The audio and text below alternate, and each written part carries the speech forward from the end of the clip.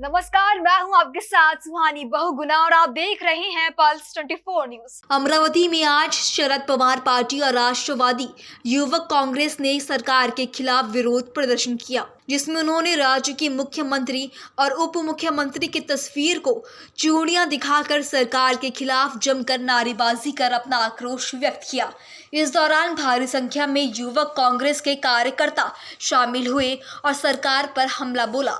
मी रोशन कडू शहर अध्यक्ष राष्ट्रवादी युवक काँग्रेस शरदचंद्र पवार गट 12 ऑगस्टला बदलापूर इथे झालेल्या घटनेचा निषेध करण्यासाठी आज राष्ट्रवादी युवक काँग्रेस इथे जमलेली होती। आज आम्ही गृहमंत्र्याचा इथे जाहीर निषेध केला।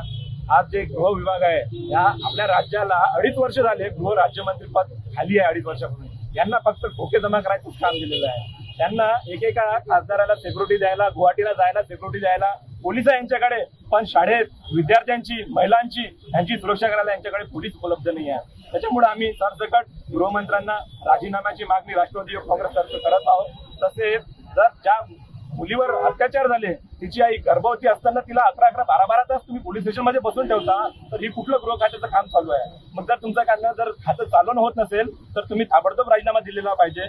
त्याच प्रकारे जी संस्था आहे ती पण आम्हाला असं कळतं की बीजेपी दर्जनी आहे, त्यांचे संस्थापक बीजेपीचे अलाइड आहेत, त्याच्यामुळे त्यांचे ते प्रकरणावर दबाव टाकायचा प्रयत्न करतात आणि मुख्यमंत्री त्यांच्या दबावाला बळी पडतात। त्यांच्या जिल्ह्यात ही घटना घडते तरी ते ब्रश सुद्धा कळत नाही। नंतर आता त्यांनी ही केस उज्ज्वल निकम साहेबांकडे दिली। आज आमचा राष्ट्रवादी युवक काँग्रेसचा आमचा उज्ज्वल निकम साहेबांवरती पण विश्वास राहिला नाही, कारण ते आज बीजेपीचे उमेदवार आहे, आज ते बीजेपी दर्जनी आहे, हे प्रकरण सुद्धा बीजेपीच्या संस्थेतलं आहे। त्याच्यामुळे आम्ही सुद्धा सरकारला ही मागणी आहे की तुम्ही चांगल्यात चांगला सरकारी वकील तिथे नेमावा आणि या घटनेचा चांगला निकाल लावून त्या नराधमाला फाशी झालीच पाहिजे।